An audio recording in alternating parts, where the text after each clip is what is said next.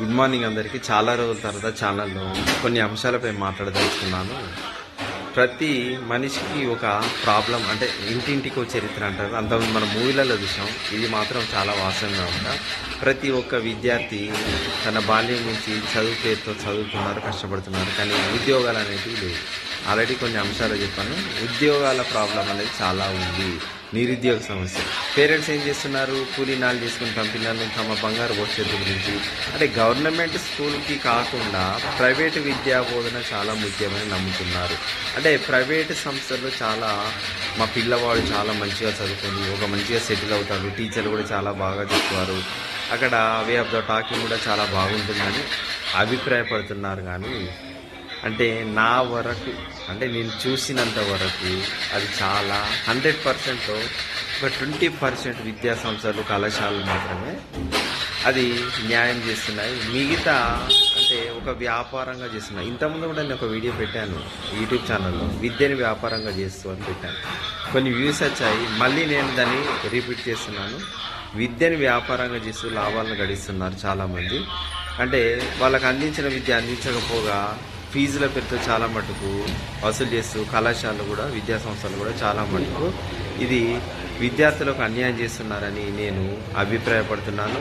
అంటే కూలీనాలు చేస్తున్న వ్యవసాయదారులు తమ పిల్లలను పాఠశాలలో వదిలిపెడుతున్నారు కొన్ని స్కూళ్ళలో, కానీ అక్కడ వే ఆఫ్ ద టీచింగ్ ఎట్లా ఉంది, అక్కడ అకామిడేషన్ ఎట్లా ఉంది, పిల్లలకు న్యాయం జరుగుతుందా లేదా అనేది అక్కడ ఏ మాత్రం చెక్ చేస్తారు. పేరెంట్స్ కూడా చదువుకున్న వ్యక్తులే ఉంటారు. మీరు కూడా అప్రోచ్ చేసిపోయి అబ్జర్వేషన్ చేయాలి. చేసినప్పుడు మాత్రమే వాళ్ళ స్టడీ ఏ విధంగా ఉంది, మార్క్స్ వస్తున్నాయి పిల్లలకు, వాళ్ళు ఎగ్జామినేషన్ అనేది చూసి రాస్తున్నారా లేకపోతే వాళ్ళ ఓన్ నాలెడ్జ్ అనేది అబ్జర్వేషన్లో చేసినప్పుడు పిల్లల స్టడీ ఏందనేది మీకు నాలెడ్జ్ అనేది వాళ్ళకి తెలుస్తుంది పేరెంట్స్కి. మీరు పేరెంట్స్ కూడా పిల్లల మీద దృష్టి సారించినప్పుడే వాళ్ళు కూడా న్యాయం అనేది జరుగుతుందని భావిస్తున్నాను. అది ఏది లేకుండా సంస్థల పేరుతో కొన్ని పేర్లు పెట్టుకొని విద్యాలయాలు స్థాపిస్తున్నారు. ఈ క్లాస్ కింత, ఈ క్లాస్ కింత, ఈ క్లాస్ కింత అని చెప్తున్నారు. అంటే ఏదో ఎంప్లాయీస్ని పెట్టుకుంటున్నారు. అక్కడ వాళ్ళకి ఎక్స్పీరియన్స్ ఉన్నా లేకున్నా కొంతమంది తీసుకొని కొద్ది రోజులు చేర్చుకొని అక్కడ వాళ్ళను లీవ్ ఇట్ అంటున్నారు. మళ్ళీ కొత్త వాళ్ళని తీసుకొని ఈ విధంగా బిజినెస్ పేరుతో వాళ్ళు లాభాలు గడించడం చాలా సంస్థలు అనిపించాయి. ఇది మాత్రం వాస్తవమైన సంఘటన. మీరు మీ పిల్లల భవిష్యత్తు, బంగారు భవిష్యత్తు గురించి కలలు కంటున్న విద్యా సంస్థల మీద నమ్మకం పెట్టుకోండి. ఎక్కడైతే మీరు జాయిన్ చేశారో ఆ సంస్థలో ఆ మార్క్స్ వచ్చాయి అన్నప్పుడు ఫస్ట్ మీ పిల్లల్ని ప్రశ్నించండి. ఆ క్వశ్చన్ ఆన్సర్ ఏందో చెప్పమని అడగండి. అసలు నాలెడ్జ్ ఎంత ఇంప్రూవ్మెంట్ అయింది. ఇంగ్లీష్ మీడియం స్కూల్స్ అంటున్నారు, కనీసం ఒక పిల్లవాడు కూడా ఫ్లూయెన్సీగా ఇంగ్లీష్లో మాట్లాడు. వాట్ ఈజ్ వాట్, ఏం తెలియదు అని. ఎందుకు అంటే అక్కడ teaching, way of the teaching అనేది లేదు. కొన్ని స్కూల్ న్యాయం చేస్తున్నాయి, చేయట్లేదని నేను అనట్లేదు, చాలా పొరపాటు మాట. న్యాయం చేసే స్కూల్స్ కూడా ఉన్నాయి. ఆ విధంగా పేరుకు మాత్రమే విద్యాలయాలను ఏర్పరచుకొని డబ్బులు లాగుతున్న వారు చాలామంది ఉన్నారు. అట్లాంటి విద్యా సంస్థలను డిఓ వాళ్ళైనా మిగతా వాళ్ళైనా దృష్టి సారించాలి. చదువుకున్న విద్యావంతులైనా మీరు మీ పిల్లల్ని జాయిన్ చేస్తున్న స్కూళ్ళ మీద దృష్టి సారించండి. మీ పిల్లలకు న్యాయం చేయాలని నేను కోరుతున్నాను. నేను కూడా ఒక ప్రైవేట్ ఎంప్లాయీగానే పనిచేశాను టీచర్గా.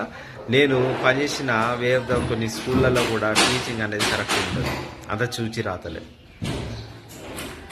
అంటే అక్కడ వాళ్ళు ఆలోచించేది ఏ విధంగా ఆలోచిస్తారు, మా వాడు చాలా మార్క్స్లో చాలా ర్యాంక్స్ ఉన్నాయని అంటారు. ర్యాంక్స్ అంటే ఏ విధంగా వచ్చింది, ఏ విధంగా నీ నాలెడ్జ్ని చెక్ చేసుకోవాలి, ప్రశ్నించాలి. నీకు డైనింగ్ ఫెసిలిటీ ఉందా, కరెక్ట్ ఉందా, ఫుడ్ అనేది కరెక్ట్ ఉందా, ఇవన్నీ చెక్ చేసుకొని మీ పిల్లల్ని జాయిన్ చేయండి. ఎంప్లాయ్మెంట్ అనేది ఈ రోజులో చాలా తక్కువ. పిల్లలకు విద్యతో పాటు మీరు కొన్ని స్కిల్స్, వొకేషనల్ స్కిల్స్ కూడా మీరు నేర్పించాలి. నేర్పించినప్పుడు లైఫ్లో సెట్ కావడానికి అవకాశం ఉంటుందని నా ఆలోచన. అతడు పెరిగిన తర్వాత కూడా అతని లైఫ్ సెట్ కావాలంటే పేరెంట్స్ గైడెన్స్ కంపల్సరీ ఉండాలి. పేరెంట్స్ గైడెన్స్ బట్టి వాళ్ళని చదివిస్తున్నారు లేదు. పేరెంట్స్ గైడెన్స్ కంపల్సరీ ఉండాలి. గైడెన్స్లో భాగంగా అతనికి వొకేషనల్గా కూడా వృత్తి అనేది ఏదో ఒకటి, అంటే ఆయనకు certain knowledge after 8th 9th క్లాస్కి వచ్చిన పిల్లలకు వొకేషనల్గా ఏదో ఒక పని ఈ విధంగా అని ఉండాలని నేర్పించాలి. అమ్మాయిలకైనా అబ్బాయిలకైనా అని నా ఆలోచన. అంటే ప్రతి మనిషికి ఒక చరిత్ర ఉంది. లైఫ్ అనేది మన చిన్నతనంలో ఆలోచించిన విధంగానే లైఫ్ అనేది జరగదు.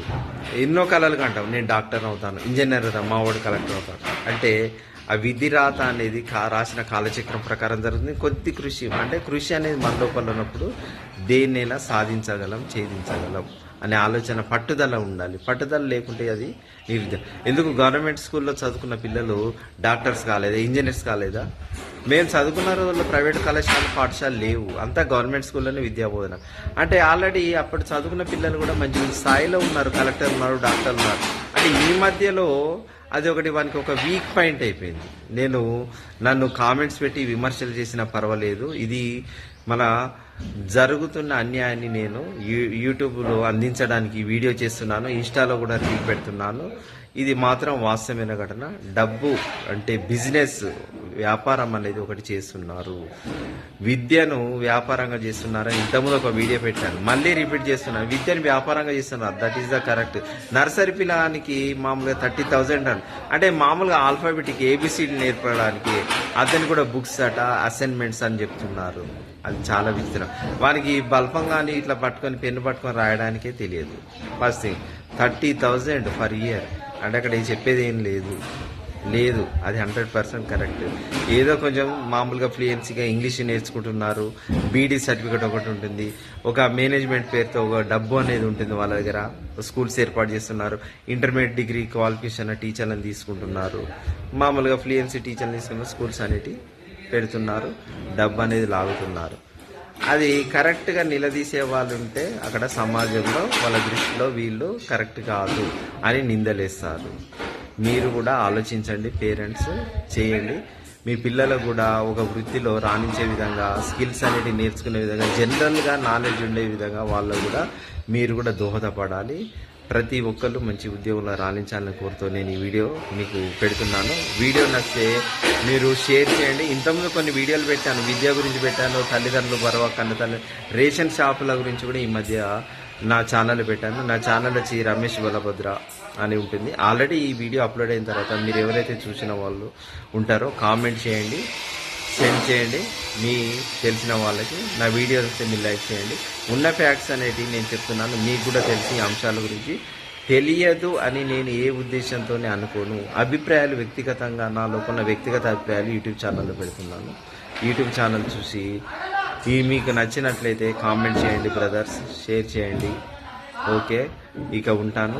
Thank you brother, thank you sisters, sirs and madams. ఈ యూట్యూబ్ ఛానల్ చూస్తున్న మీ ప్రతి ఒక్కరికి నా ధన్యవాదాలు. నేను నా అంశం నుంచి విరమించుకుంటాను. ఆల్రెడీ ఇంతకుముందు ఇట్లాంటి వీడియో ఒకటి చేశాను, మళ్ళీ రిపీట్ చేస్తున్నాను బ్రదర్స్. అన్యాయం అనేది చాలా జరుగుతుంది, వాడు చెప్పేది లేదు, చేసేది లేదు, చాలా తక్కువ. కొన్ని స్కూల్లో మాత్రం 100%లో 30% స్కూల్స్ న్యాయం చేసిన మిగతా స్కూళ్ళని చాలా అంటే డబ్బు గురించే, అది తప్ప ఏమీ ఉండదు. మనకు కావాల్సిన డబ్బుతో ఏదైనా సాధించవచ్చు, అంతే తప్ప ఏమీ ఉండదు. ప్రిఫరెన్స్ అనేది దానికి ఉంటుంది.